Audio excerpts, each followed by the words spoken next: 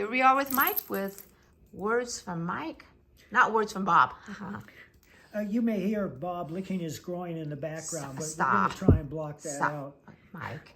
The Jeez. topic today is horror movies. We all love horror movies, and they're among the most reliable breadwinners in Hollywood or anywhere else. Even the worst horror movies make back their fee because apparently people, especially young people, can't get enough of them.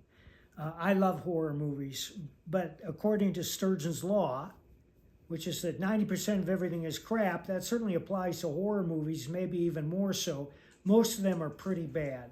I also differentiate between supernatural horror movies, which are truly the scariest, and slasher films, which aren't horror movies at all, in my opinion.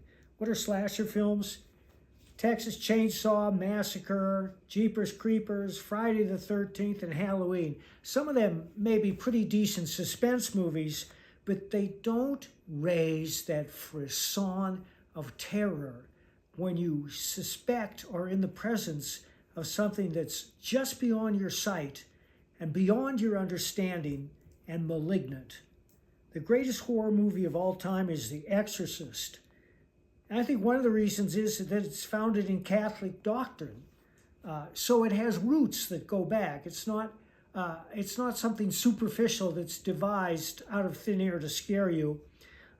It goes back to religion, and even those who are not Catholic can sense the seriousness of the project because it was a serious book. William Peter Blatty wrote the novel, and he was a very moral man, and the book is supposed to have a moral epiphany at the end, as John Gardner requires in his book on moral fiction.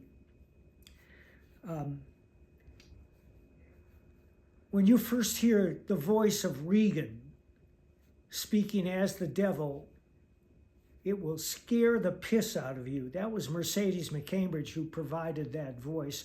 I once rode to the airport with Linda Blair. It was quite a treat. But let's move on. Many people saw Exorcist 2 and have forgotten it already because it's trash. However, Exorcist 3, which William Peter Blatty wrote and directed, will also scare the piss out of you. If you haven't seen Exorcist 3, it's well worth your time.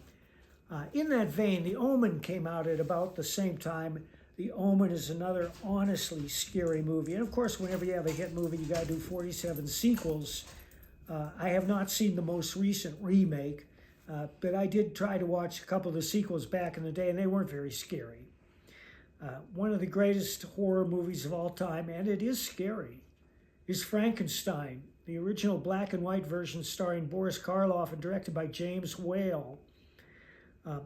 It's a little jokey, it's a little silly, but when the monster appears, Whale presents him in 3 jump cuts that are one of the greatest classes in cinematography you've ever seen. And if you've seen the movie, you know what I'm talking about.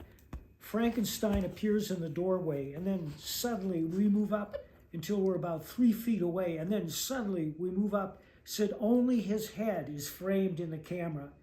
It is scary, my friends. And in that vein, The Invisible Man is another really good classic horror movie done in black and white and directed by Claude Rains. This is Mac. She plays the monster in The Beast of Bray Road, but she's gone now. The Japanese excel at horror movies. I've only seen a handful of the original ones, but they are honestly very scary. One of them is The Ring,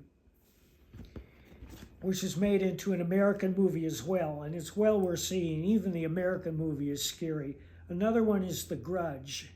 I guarantee The Grudge will make you jump. And that's just the tip of the iceberg. There are hundreds of Japanese horror movies and Korean horror movies as well. I haven't had time to investigate them all because there's simply too many. But from what I've seen, they know what they're doing. Ghost movies definitely qualify as horror if they put the icy hand of the unknown on your spine. And you know what I mean when you're experiencing. You're watching the movie and suddenly you get a chill because what just happened is inexplicable, except in supernatural terms, and does not augur well for the hero. And one of the greatest of them all is The Changeling, starring George C. Scott. It's a ghost story that's honestly terrifying. It's not the one that was directed by Clint Eastwood. That's a completely different movie. But The Changeling, George C. Scott plays a concert pianist whose wife and daughter are killed in an automobile accident in the East.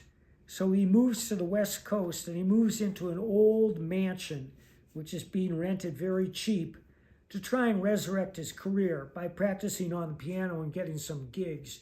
And that's how it starts. The things that go on in that house are terrifying, honestly terrifying, and you'll never forget it.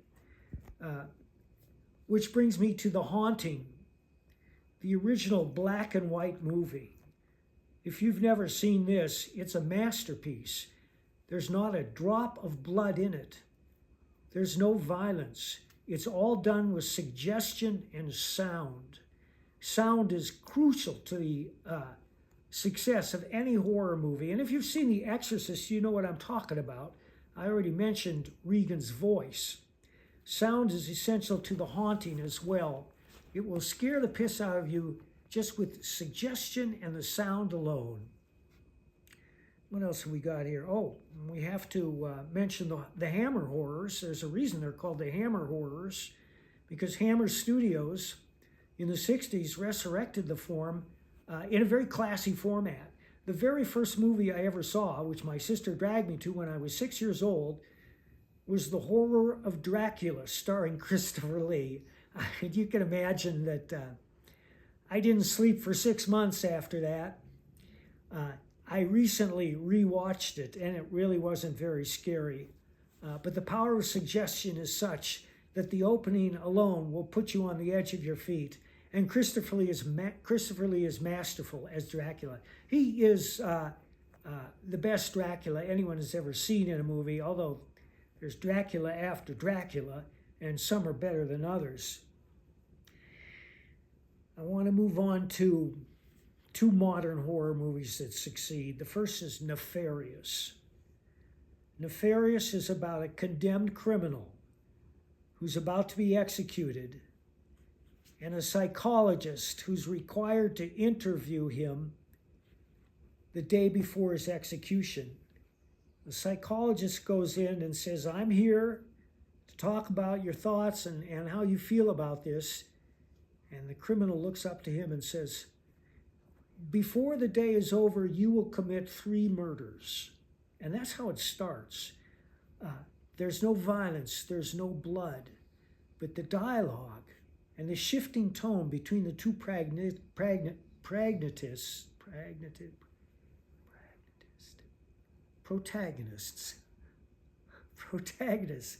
will keep you on the edge of your feet. And it's one of the most brilliant two-people scripts I've ever seen. There are other actors in the film and they have lines, but when I say a dialogue movie between two people, that's essentially what it is. It's a tug of war and a back and forth. And the ending will come as a complete shock, and it will also terrify you. The other one, which I just watched last week, is The Substance, starring Demi Moore. And it's about how Hollywood beauties age out. They get too old, and the only parts they're offered anymore are often in horror movies. Just look at Joan Crawford. Whatever Happened to Baby Jane is an exception to the bad horror movie that most aging actresses end up in. It's a brilliant movie. And again, it's another 2-person set that will terrify you. And it's about 2 aging has-beens in Hollywood that are sisters who hate each other's guts. And if you haven't seen it, I recommend it highly.